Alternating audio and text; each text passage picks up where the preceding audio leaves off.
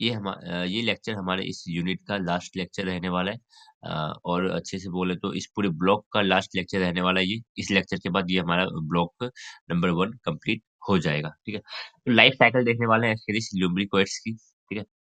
तो उससे पहले मैं आपको ये इमेज दिखाना चाहूँगा, ठीक है? इससे समझो पहले। तो सबसे पहले क्या होता है कि जो हमारी इंटेस्टाइन है, स्टेप 1 पहले लाइन वाइज़ चलेंगे हम, सीक्वेंस वाइज़। सबसे पहले क्या होता है, हमारी इंटेस्टाइन में क्या प्रेजेंट है?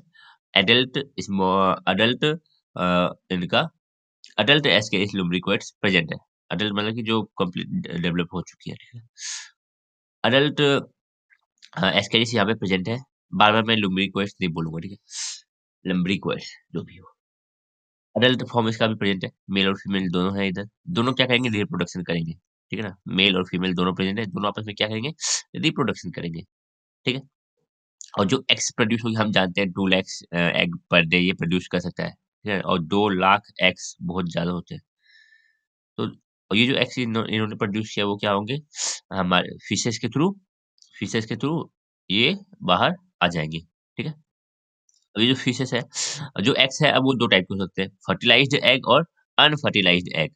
अनफर्टिलाइज़्ड एग क्या इन्फेक्टिव नहीं होता, ठीक है ना? It will never undergo development. हम बात करते हैं फर्टिलाइज़्ड एग की। अब फर्टिलाइज़्ड एग में देखो क्या हुआ, क्लीवेज हो रही है यहाँ पे, लार्वल स्टेज हो बना, ठीक है? अब अभी भी ये एग सेल के अंदर ही है, ये पूरा इसका सेल है, उसके अंदर आपको लार्वल स्टेज L3 लार्वा हमें नहीं जानना ज़्यादा, ठीक है? देखने को मिल रहा है। और ये फिर एंटर करी हमारे कॉन्टेमिनेटेड फूड वूड के through, contaminated food, contaminated water के थ्रू ये एंट्री लगी हमारे शरीर में। इंजेक्शन ऑफ एम्ब्रियोनेटेड एग्स, ठीक है? ये एग्स है, इसके अंदर एम्ब्रियो का थोड़ा बहुत एम्ब्रियो बन चुका है, ठीक है? अब ये एंट्री लिया, ये हमारे कहाँ पे आया? स्टमक में। स्टमक में क्या होता है? ये जो एग सेल है ये डिसॉल्व हो जाती है, ठीक है ना? और ये जो लार्वा लार्वा है, वो एंट्री ले लेता है फिर से कहाँ पे? इंटेस्टाइन में, ठीक है? अब ये जो लार्वा है, ये अभी इंटेस्टाइन में रुकेगा नहीं। ये इंटेस्टाइन को पेनिट्रेट करते हुए ब्लड सर्कुलेटरी सिस्टम में ब्लड में आ जाएगा, ठीक है? फिर वहाँ से होते हुए लंग्स, हार्ट, लंग्स, लिवर, ठीक है? घूमता रहता है। तो ये आया हार्ट में गया, लंग्स लिवर में गया, लंग्स में आया। अब लंग्स में आने के बाद क्या होगा? हैच लार्वा लार्वा निकला, सर्कुलेटरी सिस्टम के थ्रू माइग्रेट करते हुए लंग्स में आया। अब लंग्स में आने के बाद एल्वियोलाई में आएगा, एल्वियोलाई से ट्रैकिया में आएगा। ट्रैकिया एल्वियोलाई में ये क्या हो जाता है? थोड़ा बहुत ग्रो कर जाता है, ठीक है ना? डेवलप कर जाता है। वहाँ से ये क्या हुआ? ट्रैकिया में आया, ट्रैकिया से होते हुए ये कहाँ पे आया? फेरिंग्स में आया, ठीक है ना? अब फेरिंग्स के थ्रू ये क्या होगा? ये आ जाएगा हमारे स्वेलिंग करेंगे इस चीज़ को। Larval are curved up and swallowed re-entering the gastrointestinal tract. ये वापस से हमारे इसोफेगस के थ्रू होते हुए, स्टमक के थ्रू होते हुए इंटेस्टाइन में एंट्री वापस से ले लेगा। अब जो इस इंटेस्टाइन में जो आया ये अब डेवलप्ड है। ये अब कंप्लीट डेवलप्ड हो चुका है, ठीक है? अब ये इंटेस्टाइन में अपना घर बनाएगा, रिप्रोडक्शन करेगा, एग्स को प्रोड्यूस कराएगा और वो वापस से एग्स हमारी फीसेस के थ्रू बाहर निकलने वाली है। तो सिंपल सा है, ठीक है? अब इसके बाद मैं आपको एक बार चैट जीपीटी का समराइज़ दिखाना चाहता हूँ। इन्होंने थोड़ा अच्छा रिप्लाई किया है, ठीक है, चीज़ों को। Life cycle of Ascaris lumbricoides. Ascaris lumbricoides commonly known as giant roundworm. इसे पैरासिटिक नहीं जानना हमें इतना कुछ, ठीक है? इसका ये देखो, पहला egg stage. Adult female worm in the intestine, human intestine lay thousands of egg। कहाँ से चालू हो रही है काम? चीजें कहाँ से चालू हो रही है? फीमेल ने क्या किया? फीमेल वर्म जो कि इंटेस्टाइन में प्रेजेंट है, उन्होंने हजारों की संख्या में एग्स को प्रोड्यूस किया और वो जो एग्स है, these eggs are excreted in the feces and contaminated soil। Soil को contaminate कर देगा, वाटर को contaminate कर देगा, फूड को contaminate कर देगा, ठीक है? X become ineffective after 2 to 4 2 से 4 दिन, 2 से 4 वीक लगते हैं, सॉरी, 2 से 4 वीक लगते हैं इसको इनफेक्टिव स्टेज, इनफेक्टिव होने में। जैसे कि अगर अगर आप बोले कि हम अभी-अभी मान लो किसी फूड जस्ट अभी-अभी कंटामिनेट हुआ है मीन्स एग अभी उसने एग अभी-अभी रिलीज़ हुआ है, ठीक है ना? जस्ट अभी एग रिलीज़ हुआ और जस्ट रिलीज़ के बाद उस एग एग को कोई कंज़्यूम करता है, ठीक है ना? किसी तरह अगर कंज़्यूम हो जाता है, तो वो इन्फेक्शन कॉज़ नहीं कर पाएगा, ठीक है? क्योंकि वो एग इन्फेक्टिव होता ही नहीं। तो एग जो है, जो बाहर रिलीज़ हुई है, वो इन्फेक्टिव होती है कब? 2 से 4 वीक उनको लगते हैं। अंडर फेवरेबल कंडीशन चाहिए इनको कंडीशन चाहिए ये सो दैट वो इन्फेक्टिव स्टेज गेन कर सके। हमने देखा भी था अभी जस्ट यहाँ पे देखो जो एग्स है वो अनफर्टिलाइज्ड एग कैसे इन्फेक्टिव स्टेज यहाँ तक आता है। तो देखो हमने जो इंजेस्ट किया ये क्या है? ये चीज़ देखो ये साइन बना हुआ है यहाँ पे क्या लिखा हुआ है? Infective stage. हमने इंजेस्ट क्या किया था? इन्फेक्टिव स्टेज एग्स को, ठीक है ना? एग्स कैसी स्टेज में भी इन्फेक्टिव स्टेज में है। यहाँ पे जो एग्स है ये सब जो है ये इन्फेक्टिव स्टेज नहीं है। Okay.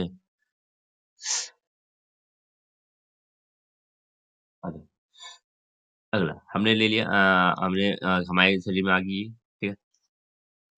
Injection of infective egg human ingest infective egg through contaminated food water और डर्टी हेयर के थ्रू हमारे शरीर में आ सकती है। The egg hatch in the small intestine releases larva. अब जो एग्स है वो उसकी जो सेल है वो डिसॉल्व कर जाएंगी और उनमें से लार्वा निकलेगा, ठीक है। जो लार्वा है वो माइग्रेट करेंगी। The larva penetrate the small intestine wall को इंटेस्टाइनल वॉल को पेनिट्रेट करेगा और एंटर कर जाएगा ब्लड स्ट्रीम में और वो ट्रेवल करेगा, हार्ट के पास जाएगा, लिवर के पास जाएगा, ठीक है ना? थ्रू पोर्टल सिस्टम लंग्स के पास जाएगा। अब लंग्स में क्या होता है वो ग्रो करते हैं, ठीक है ना? लंग्स में वो ग्रो करते हैं और एल्वोलाई को पेनिट्रेट करते हुए ये थ्रोट तक आ जाते हैं, ठीक है? Swelling and intestinal maturation. अब ये वापस स्वेलो होके ये हमारे पास वापस से हमारी इंटेस्टाइन में वापस आने वाली है। The larvae are puffed up and swallowed back in the digestive tract. They reach the वापस से स्मॉल इंटेस्टाइन में आ गई where they mature into adult form में वापस ये मैच्योर हो जाएंगी। Adult worm can grow 30 centimetre तक ये ग्रो कर सकती है। 1 से 2 साल तक इसका लाइफ हो रह सकता है। ठीक है। Reproduction and egg release mature worm reproduces and female lay eggs that pass through fishes. वही बात है, अब फिशेस को तो निकल जाएंगे और ये जो साइकिल है वापस से चालू हो जाएंगी। ठीक है। तो एक साइक्लिक प्रोसेस देखा हमने, सिंपल सा। ये इमेज सब कुछ क्लियर बयां कर रहा है। ठीक है। ये अडल्ट फॉर्म था, उन्होंने रिप्रोडक्शन किया, थाउजेंड्स की संख्या में एग्स निकले, वो एग्स फिशेस के थ्रू बाहर आई। ये फिशेस आपको यहाँ पे लिखा हुआ दिख रहा होगा, फिशेस फिशेस के थ्रू वो बाहर आई। अनफर्टिलाइज्ड एग और फर्टिलाइज्ड एग दो टाइप की एग होती है, हमें नहीं जाननी। अनफर्टिलाइज्ड एग नहीं जाना। जो फर्टिलाइज्ड एग है वो भी अ, वो अभी इन्फेक्टिव स्टेज में नहीं है। उनमें क्या होगा, वो डेवलप करेंगी अंडर सुटेबल कंडीशन, वो डेवलप करती है, ठीक है। अब वो इन्फेक्टिव स्टेज गेन कर चुकी है और जो हम इंजेस्ट कर रहे हैं एग, हमारे अंदर जो एग आ रहा है थ्रू कंटेमिनेटेड फूड, वो इन्फेक्टिव स्टेज है वाली एग है, ठीक है। वो हम एंटर करते हैं हमारे इंटेस्टाइन तक, हमारे स्टमक के थ्रू स्टमक के थ्रू इंटेस्टाइन तक आता है। इंटेस्टाइन में अब स्टमक के थ्रू जैसे ही गुजरा तो एसिड वैसिड की वजह से जो एग की सेल थी वो ब्रेक कर जाती है और वो जो लार्वा है वो हमारे इंटेस्टाइन में आ गया। अब वो लार्वा वहाँ पे रुकता नहीं है, वो ब्लड स्ट्रीम इंटेस्टाइन की वॉल को पेनिट्रेट करते हुए ब्लड स्ट्रीम में आ जाता है। ब्लड स्ट्रीम के थ्रू वो हार्ट, लिवर, लंग्स इधर घूमता है। लंग्स में क्या होता है, लंग्स में वो डेवलप हो जाता है, लंग्स में उसका डेवलपमेंट चलता है, ठीक है।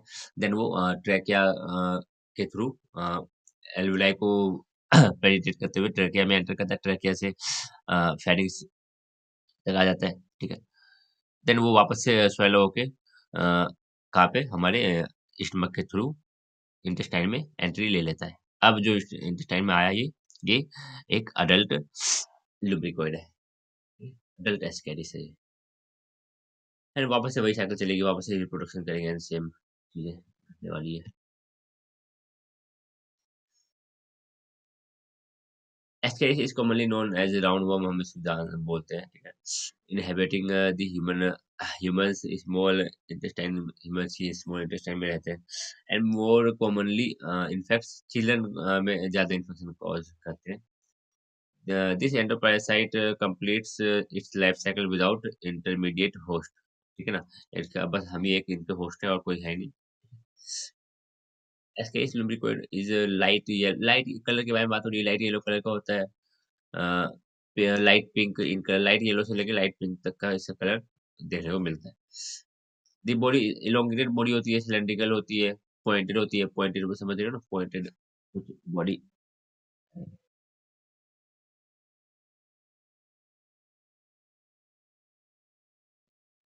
जो बॉडी है वो पॉइंटेड है, ठीक है।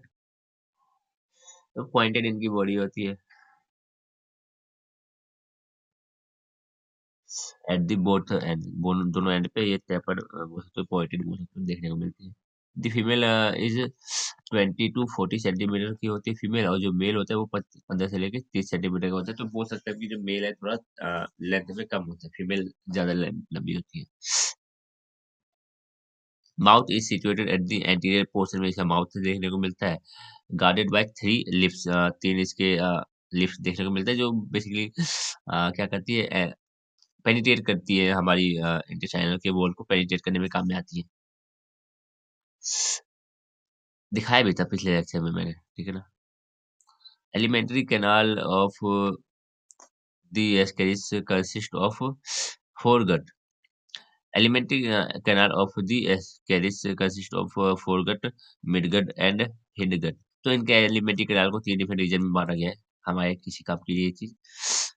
The parasite carries out its respiration anaerobically. Anaerobic respiration यहाँ पे हमें देखने को मिलता है एस्केरिस लुम्ब्रिकोइड्स पे। Population of Ascaris takes place inside the intestine of the human, human के अंदर ये रिप्रोडक्शन करते हैं, ठीक है। इंटेस्टाइन के अंदर हमारे रिप्रोडक्शन करते हैं ये।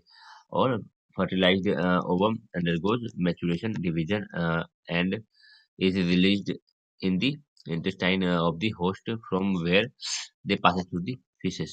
जो फर्टिलाइज्ड एग है वो क्या होती है, वो रिलीज हो जाती है बेसिकली फीसेस के थ्रू, बाहर निकल जाती है, और वो बाहर सुटेबल कंडीशन में वो मैच्योर होंगी, ठीक है। Under favourable condition the eggs develop into दी हेप्टोइड लार्वा, हमें नाम नहीं जानना, बस वो larval stage, infective stage, infective stage है ये, ठीक है ना। तो वो इन्फेक्टिव स्टेज में कन्वर्ट हो जाती है under suitable condition outside the body. This reaches the intestine of human bye injection, अब हमारे इंटेस्टाइन में वापस से आ जाती है फूड वाटर के थ्रू, ठीक है, कॉन्टेमिनेटेड फूड वाटर के थ्रू, ठीक है। The egg cell are dissolve हो जाती है, और जो लार्वल स्टेज है वो बाहर निकल जाती है। यही जो लार्वल स्टेज है, जुवेनाइल और लार्वल स्टेज है यहाँ पे। ये जो लार्वल स्टेज है वो पेनिट्रेट करती है इंटेस्टाइन की वॉल को और एंट्री ले लेती है कहाँ पे, हिपेटिक पोर्टल सिस्टम, हमारी बेसिकली बोला जाए तो ब्लड सिस्टम के थ्रू, ब्लड सर्कुलेटरी सिस्टम के थ्रू ये लीवर के पास जाएगी, हार्ट के पास जाएगी और ये लंग्स के पास जाएगी। And from the here they reach the liver, ये लीवर तक जाती है हिपेटिक पोर्टल सिस्टम के थ्रू, ठीक है। हिपेटिक वर्ड हम जानते हैं लीवर से एसोसिएटेड होता है। हिपेटिक पोर्टल सिस्टम के थ्रू ये लीवर के पास जाएगी, हार्ट के पास जाएगी एंड फाइनली ये लंग्स के पास जाएगी, ठीक है। where they develop into third larval stage, and that is followed by fourth larval stage। तो डेवलपमेंट चल रहा है लंग्स में, ठीक है। The fourth larval stage get to the pharynx through trachea, trachea के थ्रू ये pharynx में आता है and then uh, get to attain adult stage। pharynx में आने के बाद ये adult stage में कन्वर्ट हो जाता है। ये third stage, fourth stage, then हमारे पास हो गया अडल्ट स्टेज। हमें इतना स्टेज याद नहीं रखना, बस याद रखना कि हाँ जो लंग्स है उनमें ये डेवलप कर जाता है, ठीक है। लार्वा जो लंग है वहां पे डेवलप कर जाता है। Average life span of Ascaris is 9 से लेकर 12 महीना इसका एवरेज लाइफ होता है, ठीक है, इन ह्यूमंस। बस सिंपल सी बातें थी, ठीक है। सबसे ज्यादा सिंपल जो लाइफ साइकिल है वो एस्केरिस ल्यूम्ब्रिकोइड्स की ही है, क्योंकि यहाँ ये सबसे ज्यादा सिंपल क्यों है, इसका मेन एक कारण बनता है, अगर आपको याद आ रहा हो, मतलब कि अगर आपको समझ में आ रहा हो, कि इतना ज़्यादा सिंपल क्यों है इसका life cycle? Because of only one host in their life cycle. जब 2 होस्ट आ जाते हैं ना, तो थोड़ी बातें बिगड़ने लग जाती है, थोड़ा-सी कॉम्प्लेक्स बन जाता है उसका लाइफ साइकिल। देखेंगे जब हम आगे बढ़ेंगे। Parasitic adaptation in Ascaris lumbricoides. The survival of जब मैंने बताया था पैरासिटिक एडाप्टेशन तो मैंने एग्ज़ाम के क्वेश्चन भी देखे तो उसमें पूछे गए हैं। पैरासिटिक एडाप्टेशन बताओ। ये इम्पोर्टेंट टॉपिक है। नाम से ऐसे ही पता चल रहा है। देखने में भी टॉपिक का ये हेडलाइन ही बता रहा है भाई कितना इम्पोर्टेंट टाइप का टॉपिक है और थोड़ा इंटरेस्टिंग भी है। एडेप्टेशन अगर आपने थोड़ा बहुत इवोल्यूशन को थोड़ा बहुत समझा हो ना, तो वहाँ पे हम जो ज़्यादा अच्छा लगता है ना फ़ील कर पाते हैं उस चीज़ को, वो एडेप्टेशन ही है। कि भाई एनवायरनमेंट के रिस्पेक्ट में वो कैसे-कैसे चीज़ें अडॉप्ट हो रही है, ठीक है? तो ज़्यादा अच्छा है। छोड़ो। The survival of parasite in the body of a host depend upon the ability to adapt the surrounding environment at the site of infection that is microenvironment। हाँ भाई, कोई भी अगर पैरासाइट को होस्ट की बॉडी में सर्वाइव करना है, तो उसको अडॉप्ट करना पड़ेगा होस्ट की बॉडी का जो एनवायरनमेंट है, जो उसका सराउंडिंग रहने वाला है। इसलिए हमारी इंटेस्टाइन में अगर उनको रहना है, तो हमारी इंटेस्टाइन का जो एनवायरनमेंट है, उनके अकॉर्डिंग उसको सर्वाइव करना पड़ेगा, ठीक है? अगर हमारे स्टमक में रह रहे हैं किसी पैरासाइट को, तो हमारे स्टमक का जो एनवायरनमेंट है उसके हिसाब से उसको अडॉप्ट होना पड़ेगा। Certain morphological, anatomical and physiological changes occur in the parasite to adapt to this microenvironment and because of these the parasite survive the host। तो कुछ adaptation इनमें कुछ morphological, anatomical and physiological changes इनके शरीर में पाए जाते हैं जो इनको अ, जो इनको क्या कर देती है ऐसे बोला जाए तो जो इनको उस एनवायरनमेंट में हमारे होस्ट के एनवायरनमेंट में रहने के लायक बनाती है ठीक है ना। Such changes which facilitate a parasite to adapt a parasitic mode in their life cycle in the itself is called parasitic adaptations। यही adaptations जो उनकी हेल्प कर रही है होस्ट के शरीर में रहने के लिए ठीक है। तो यही कहलाएंगे हमारे पास पैरासिटिक अडेप्टेशंस। तो कुछ मॉर्फोलॉजिकल एनाटॉमिकल ठीक है और फिजियोलॉजिकल चेंजेस हमें उनमें देखने को मिलते हैं। Different parasitic adaptations are as follows। तो हमारे पास टोटल 9 adaptations बता रखे हैं।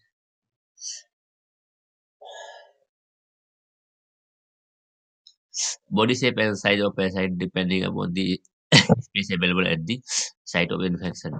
ठीक है ना। अगर तुमको एल्वियोलाई में रहना है, मान लो ह्यूमन की एल्वियोलाई में रहना है, तो एल्वियोलाई का साइज जितना है तो तुम्हें उसी हिसाब से अपना साइज रखना पड़ेगा। ठीक है ना। अगर तुम्हें इंटेस्टाइन में रहना है, बस तुम्हारी साइज लंबी चौड़ी कर लो, कोई बात नहीं। होस्ट को दिक्कत आएगी लेकिन तुम्हें दिक्कत नहीं आएगी उस एनवायरनमेंट में रहने के लिए, ठीक है? तो बॉडी का साइज़ और बॉडी का शेप इम्पोर्टेंट हो जाता है अगर तुम्हें अ, होस्ट होस्ट के अंदर रहना है तो।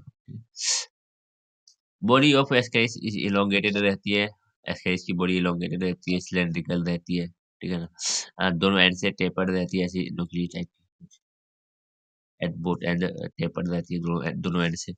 Which happens to be an important adaptation for moving in a small narrow space। जो हमारे पास ब्लड स्ट्रीम के थ्रू ये होते हुए ऐसे ऐसे जा रही है। ब्लड स्ट्रीम जो ब्लड वेसल है कितनी नैरो है, उसके थ्रू अगर इसको गुजरना है, मूवमेंट करनी है, तो आगे से भाई तुम थोड़े टेपर्ड रहो, पीछे से भी तुम थोड़ा टेपर्ड रहो ऐसा करके और थोड़ा तुम सिलेंड्रिकल रहो, इलोंगेटेड रहो। ऐसे चौड़े-वौड़े रहोगे, इस शेप के रहोगे तो कहाँ से ही तुम मूव कर पाओगे। ठीक है? हाँ, ये बॉडी का इसका एडेप्टेशन है, सो दैट ये अच्छे से मूव कर पाए नैरो स्पेस में। कि हम जानते हैं ये ब्लड वेसल के थ्रू मूव कर रहा है, तो हाँ भाई, नैरो स्पेस में मूव करेगा तो तुम्हें अपनी बॉडी को ऐसा कुछ रखना पड़ेगा। Locomotory structure are almost absent in parasitic form as they need not move in search of food. तो लोकोमोटिव स्ट्रक्चर है यहाँ पे एब्सेंट होती है क्योंकि इनको फूड वूड के चक्कर में ज़्यादा पड़ना नहीं है, इसको तो बस चुराना है, ठीक है ना? तो फूड वूड के सर्च में कहीं जाना-वाना होता नहीं है इनका, ठीक है? बैठे-बिठाए इनको मिल जाता है, तो इनके पास कोई लोकोमोटिव स्ट्रक्चर हमें देखने को नहीं मिलेगा। तो absence of locomotive structure. If a parasite in the body occurs without attaching to the surrounding tissue, it gets carried away to a non-specific site on the exterior of the body, in which case survival is not possible. Therefore, to remain at the specific site of infection, they attach to the surrounding tissue in the intestine. For Ascaris has a mouth bound by three leaves that helps it to attach the membrane of the host intestine. तो simple सी बात भाई बोली गई है कि अगर तुम host के अंदर हो, किसी एक स्पेसिफिक जगह पे रहना चाहते हो, मान लो तुम इंटेस्टाइन में रहना चाहते हो, बट तुम्हारे पास कोई ऐसा स्ट्रक्चर नहीं है जो तुम्हें वहां से अटैच करके रखे, ठीक है? If a parasite body occurs without attaching to the surrounding tissue, ठीक है ना? तुम इंटेस्टाइन की टिश्यू टिश्यू से अटैच नहीं हो, तुम्हारे पास कोई स्ट्रक्चर ही नहीं है अटैच होने वाला, तो तुम क्या होगा? तुम आगे फ्लो करते हुए भाई फिशर के थ्रू बाहर निकल जाओगे। Non it carries away to a non specific site. तुम्हें रहना था इंटेस्टाइन में, तुम मूव करते करते करते करते करते निकल गए बॉडी के बाहर। नॉन स्पेसिफिक साइट पे चले जाओगे तो बॉडी के बाहर निकल जाओगे, ठीक है?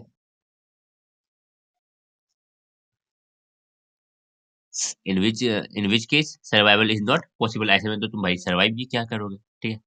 हालांकि होस्ट के लिए अच्छी बात है ये, ठीक है ना? लेकिन तुम एज ए इनके रिस्पेक्ट में देखो, एसकेरिस के रिस्पेक्ट में देखो, ठीक है? ऐसे इन पैरासाइट के रिस्पेक्ट में देखो, ठीक है? इनको जीना है, चाहे होस्ट मरे जिए कुछ भी हो। देयरफॉर अगर तुम्हें उस जगह से अटैच रहना है स्पेसिफिक साइट पे, ठीक है? तो कोई स्ट्रक्चर तुम्हारे पास होना चाहिए, ठीक है? Specific site of infection they attain A surrounding tissue in the intestine, ठीक है? अगर तुम्हें वहीं पे रहना है, तो तुम्हें कुछ ना कुछ स्ट्रक्चर ऐसा होना चाहिए, तुम्हारे पास हुक्स हो, सकर्स हो या कुछ ऐसा हो, जो तुम्हें वहाँ से अटैच करके रखे उस लोकेशन से। तो एस्केरिस के पास माउथ है, ठीक है ना? इसके 3 लिप्स है जो अ, एक सेकंड में दिखाई देता हूँ फिर से एक बार। ये देखो, ये एस्केरिस के पास 1, 2 एंड 3 ये कुछ लिप्स हैं जो थोड़ा सक करके रखेंगी, जो थोड़ा अटैच करके रखेंगी पूरी बॉडी को होस्ट की टिश्यू से, ठीक है?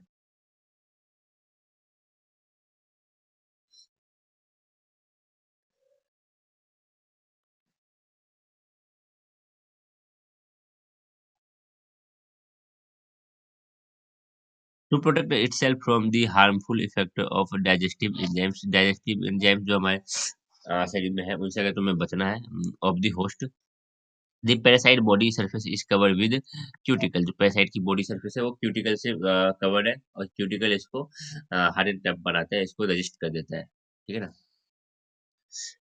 Physiological studies demonstrate that ascaris secrete enzyme inhibitors which provide protection to the worm from host digestive enzyme। तो एक तो क्यूटिकल लेयर है तुम्हारे पास, एक तो तुम्हारे पास क्यूटिकल लेयर है, वो तुम्हें बचा लेगी थोड़ी बहुत, ठीक है? बाकी एस्केरिस क्या करिए, कुछ इनहिबिटर एंजाइम का नाम है इनहिबिटर्स, रिलीज कर दिए, जो क्या करेंगी, जो बेसिकली डाइजेस्टिव एंजाइम्स को इनहिबिट करेंगी फॉर देयर फंक्शन, जो डाइजेस्टिव एंजाइम को काम करने से रोकेगी, ठीक है? ऐसा कुछ।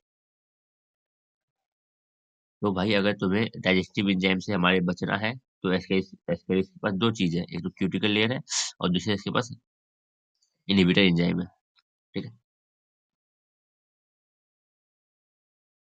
अगला, तो एक सेकंड रुक जाओ।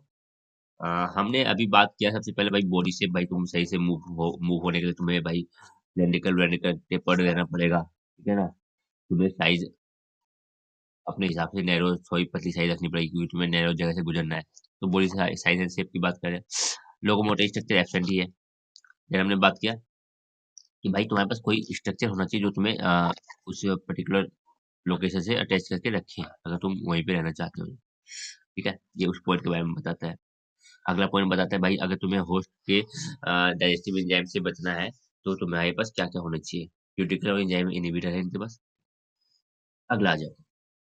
Ascaris lubricoids live as facultative anaerobe। ठीक है, फैकल्टेटिव एंड एरोब मतलब कि एरोबिक कंडीशन और एनारोबिक कंडीशन दोनों को ये झेल जाएंगी। ठीक है, फैकल्टेटिव का मतलब ऑप्शन है, ऑब्लिगेट का मतलब नो ऑप्शन, मैंने बताया ऐसे याद रखना। ऑब्लिगेट का मतलब नो ऑप्शन, नो ऑप्शन मतलब कि भाई तुम्हारे पास वैसा ही कंडीशन में तुम्हें रहना पड़ेगा। ऑब्लिगेट एरोब मतलब कि तुम्हें एरोबिक ही रहना पड़ेगा। ठीक है, फैकल्टेटिव एंड एरोब भाई तुम एनारोबिक और एरोबिक दोनों कंडीशन में रह सकते हो। तो एस्केरिस लुब्रिकोइड ये फैकल्टेटिव एनाएरोब है। ठीक है, हालांकि हमने देखा था ये एरोबिक एनाएरोबिक कंडीशन में रहती है। अगर एनाएरोबिक कंडीशन में रहती है, पता है ना, अभी जस्ट हमने बात किया था, ये एनाएरोबिक रेस्पिरेशन ये शो करती है। एनाएरोबिक रेस्पिरेशन शो करती है, एरोबिक कंडीशन है फिर भी ये सर्वाइव करेंगी, ये एरोबिक कंडीशन को भी झेलेंगी। ठीक है, फैकल्टेटिव एनाएरोब का मतलब कि नॉर्मली तो तुम एनाएरोबिक रहोगे, अगर कंडीशन एरोबिक भी हो जाती है तो तुम उसको भी सर्वाइव कर जाओगे। ठीक है ना, तो ऐसे इस lubricates facultative anaerobe है। As the availability of oxygen is very less और no oxygen is available for them, इनके लिए ऑक्सीजन ज्यादा होता नहीं है तो ये anaerobic कंडीशन में ढल गए हैं। They can carry on aerobic respiration if oxygen is available and anaerobic respiration in the absence of oxygen। वही जस्ट अभी जो मैंने बात की कि एरोबिक रेस्पिरेशन और एनाएरोबिक रेस्पिरेशन दोनों कर सकते हैं। मेनली तो ये एनाएरोबिक रहते हैं। ठीक है, नॉर्मली तो ये एनाएरोबिक है, अगर कंडीशन एरोबिक बन जाती है तो फिर भी ये सर्वाइव कर जाएंगे। The reproductive potential of parasite is very high, बहुत हाई होना चाहिए इसकी रिप्रोडक्टिव कैपेसिटी। ठीक है, सिंगल फीमेल क्या करती है, 2 लाख एग को पर डे रिलीज करती है, which exit the body of the host with the feces के थ्रू बाहर निकल जाती है। अब इतने एग्स क्यों भाई? देखो, 2 4 5 10 एग देती तो बाहर एग आता, वो डिस्ट्रॉय हो जाता, क्या होता, फेवरेबल कंडीशन मिलती नहीं मिलती, मिलती भी तो वो अगले आगे होस्ट में जा पाता कि नहीं।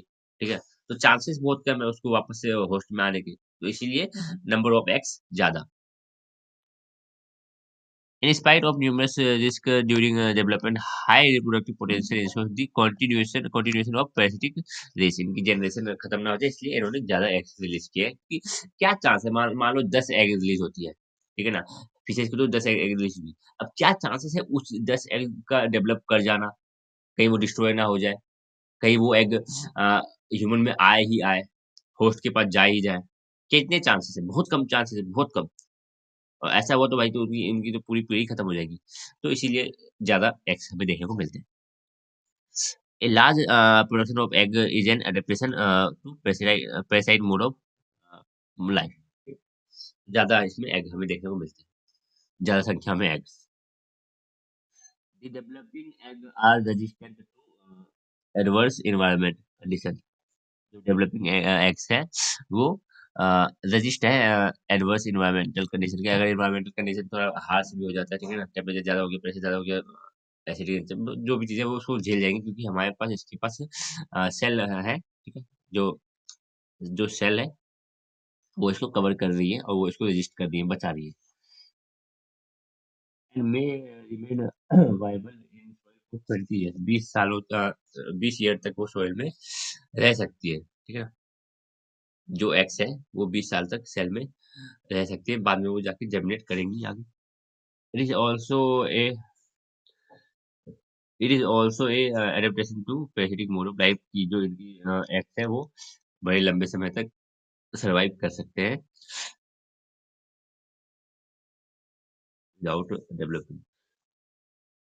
According to physiological studies, ascaris secretes enzyme inhibitors which provides protection to roundworm from the host digestive enzyme। अभी जस्ट हमने बात किया इस पॉइंट का, क्या यूज करना है तो रिपीट हो गया। Due to the presence of parasite, the host immunological system gets activated, producing antibodies। भाई हमारे शरीर में आई है तो हमारे शरीर इसको डिटेक्ट करके एंटीबॉडीज बनाएगा, सिंपल सी बात है। टू एलिमिनेट दिस पैरासाइट, हमारी बॉडी एंटीबॉडीज बनाएगी इस पैरासाइट को रिमूव करने के लिए। हाउएवर पैरासाइट क्या चुप बैठेगी? However, parasites elude the action of antibodies generally by a process of molecular mimicry. ये क्या करेगी? In which the parasite are covered with molecules that are similar to that of host. तो ये molecule mimicry करेगी, means कुछ ऐसे type की molecule की कवरिंग बना लेगी अपने आजू-बाजू, जो मॉलिक्यूल उस होस्ट के जैसा ही हो, उस होस्ट में उस टाइप के मॉलिक्यूल पाए जाते हो। समझ रहे हो? ये हमारे पास एक वर्म है मान लो, तो इन्होंने क्या किया, इन्होंने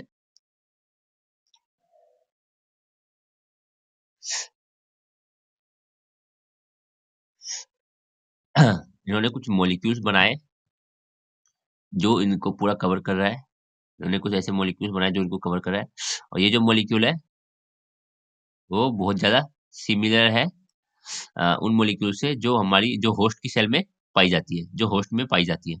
अब होस्ट की जो डिफेंस मैकेनिज़्म है वो पहचान ही नहीं पाएगी, भाई ये तो, उनको लगेगा भाई ये तो अपना मॉलिक्यूल, ये तो अपना माल लग रहा है, मतलब ये तो अपना मॉलिक्यूल है यार। वो पहचान ही नहीं पाएँगी, ठीक है ना? तो ये मिमिक्री करती है मॉलिक्यूल की, ठीक है? मॉलिक्यूलर मिमिक्री करती है, जिसमें क्या होता है, पैरासाइट अपने आप को कवर कर लेते हैं कुछ ऐसे मॉलिक्यूल से जो सिमिलर रहती है होस्ट से। ये जो मॉलिक्यूल है वो होस्ट में भी पाए देखने को मिलते हैं। तो होस्ट का जो है हमारी एंटीबॉडीज़ है वो पहचान ही नहीं पाएगी, ये तो अपना ही सामान है, ये तो अपना ही मॉलिक्यूल है। These are considered by host antibodies. These are considered by host antibodies as self molecule. Host की एंटीबॉडीज क्या, हमारी जो एंटीबॉडी है वो क्या बोलेगी, भाई ये तो अपना ही मॉलिक्यूल है, and antibodies fail to counter. तो एंटीबॉडीज इसको डिस्ट्रॉय नहीं कर पाएंगी, ठीक है, या कुछ नहीं बिगाड़ पाएंगी। तो बस सिंपल सिंपल था, देखो ये तो बहुत सिंपल था। अ, जो इसका अडेप्टेशन है ये तो समझ में आ रहा है भाई क्या चीजें हो रही है, ठीक है, अडेप्टेशन तो बिल्कुल फील वाली चीजें हैं, और लाइफ साइकिल तो बहुत सिंपल है। बहुत इम्पोर्टेंट हो जाता है ये एडेप्टेशन और ये life cycle as compare to exam के जो क्वेश्चन होता है। अगर मुझे भी अगर बनाना होता ना, अगर क्वेश्चन में बनाता तो मैं ये एडेप्टेशन पे जरूर देता। मैं लाइफ साइकिल पे देता नहीं देता पता नहीं, लेकिन ये एडेप्टेशन पे मैं जरूर देता क्वेश्चन। तो ठीक, हमारा ये पूरा यूनिट खत्म हो चुका है, ये पूरा ब्लॉक खत्म हो चुका है हमारा। अब आज की क्लास होगी, ठीक है ना? आज डेट क्या है, एक सेकेंड, 31, 30 तारीख है, ठीक है। आज रात को लाइव 9 o'clock लाइव लेक्चर हम लेंगे, ठीक है। ये तो मैंने जस्ट कर दिया कि हमारी एक दो क्लास मिस हो गई थी, तो इसको आप रिकॉर्डेड में ही देख लेना इस चीज़ को। बाकी लाइव क्लास में हम अगले फाइलम को स्टडी करेंगे, अगला ब्लॉक का यूनिट चालू करने वाले हैं। तो चलो अभी के लिए बाय। इस लेक्चर में हम इतना ही रखेंगे।